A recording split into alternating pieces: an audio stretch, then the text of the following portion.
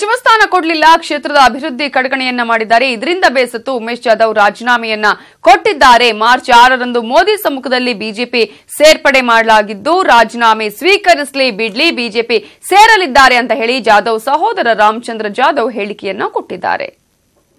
ನಮ್ಮ ಗುಲ್ಬರ್ಗ ಕ್ಷೇತ್ರದಲ್ಲಿ ದೊಡ್ಡದೊಂದು ಡಿಸ್ಟಿಕ್. ಈ ಡಿಸ್ಟಿಕ್ ನಲ್ಲಿ ನಮಗೆ ಒಂದೇ ಒಂದು ಮಂತ್ರಿ ಸ್ಥಾನ ಕೊಟ್ಟಿದ್ದಾರೆ. ನಮ್ಗೆ ಯಾಕೆ ನಿಜವಾಗಿ ನೋಡಿದ್ರೆ ಚಿಕ್ಕ ಜಿಲ್ಲೆಗೆ ಎರಡೆರಡು ಮಂತ್ರಿ, ಮೂರು ಮಂತ್ರಿಗಳು ಕೊಟ್ಟಿದ್ದಾರೆ. ಬಿಜಾಪುರ್ನಲ್ಲಿ 3 ಕೊಟ್ಟಿದ್ದಾರೆ.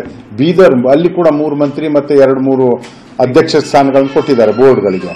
ಇನ್ನೊಂದು ಇಲ್ಲಿ ಬೆಳವಣಿಗೆಗೆ ಏನು ಯಾವ್ದು ಸಮ್ಮಿಶ್ರ ಸರ್ಕಾರದಲ್ಲಿ ಯಾವ್ದು ಕೆಲಸ ಆಗ್ತಾ ಇಲ್ಲ. ನಮ್ಗೆ ಇನ್ನೊಂದು ಉಮೇದಿತ್ತು ಏನಂದ್ರೆ ಬಜೆಟ್ ನಲ್ಲಿ ಏನಾದ್ರೂ ನಮ್ಮ ಗುಲ್ಬರ್ಗ ಕ್ಷೇತ್ರಕ್ಕೆ ಏನಾದ್ರೂ ಅಭಿವೃದ್ಧಿ ಮಾಡಬಹುದಾ ಅಂತ ಹೇಳಿ, ಅದು ಏನಾದ್ರೂ ಬಜೆಟ್ ನಲ್ಲಿ ಜಾಸ್ತಿ ಶೇರ್ ಕೊಡಬಹುದಂತ. ಅದು ಕೂಡ ಆಗ್ಲಿಲ್ಲ. ನಮ್ಮ ಚಿಂಚೋಳಿಯಲ್ಲಿ ಸಕ್ಕರೆ ಕಾರ್ಖಾನೆಯನ್ನು ಸ್ಟಾರ್ಟ್ ಮಾಡಬೇಕು, ಇದು 4 ತಾಲೂಕದ ರೈತರಿಗೆ ಸಹಾಯವಾಗುತ್ತೆ ಅಂತ ಹೇಳಿ ಅದೊಂದು ಬಹಳ ಇತ್ತು. ಅದಕ್ಕೇನು ಜಾಸ್ತಿ ದುಡ್ಡು ಬೇಕಾಗಿಲ್ಲ. ಅದಕ್ಕೋಸ್ಕರ ಕೂಡ ಬಹಳ ತಿರುಗಾಡಿದ್ರು, ಬಹಳ ಇದು ಮಾಡಿದ್ರು. ಪದೇ ಸರ್ಕಾರದ ಜೊತೆ ಮನವಿ ಮಾಡಿದ್ರು ಕೂಡ ಅದು ಕೂಡ ಯಾವುದು ಅದರಲ್ಲಿ ಉಪಯೋಗ ಆಗಲಿಲ್ಲ. ಇದೆಲ್ಲ ನೊಂದ್ಕೊಂಡು ಇದೆಲ್ಲ ಕಾರಣಗಳಿಂದ ಈ ಹೊಸ ನಮ್ಮ ಬೇರೆ ಇಲ್ಲಿ ಇದ್ರೂ ಏನು ಉಪಯೋಗ ಇಲ್ಲ, ಬೇರೆ ಏನಾದ್ರೂ ಮಾಡಿ ಒಂದು ಒಳ್ಳೆ ಅಭಿವೃದ್ಧಿಗೆ ಸಹಾಯ ಮಾಡ್ತಾ ಇದ್ದಾರೆ ಮೋದಿಯವರು. ಅವ್ರ ಜೊತೆ ಕೈ ಸೇರೋಣ ಅಂತ ಹೇಳಿ ಮಾಡ್ತಾ ಇರ್ಬೋದು.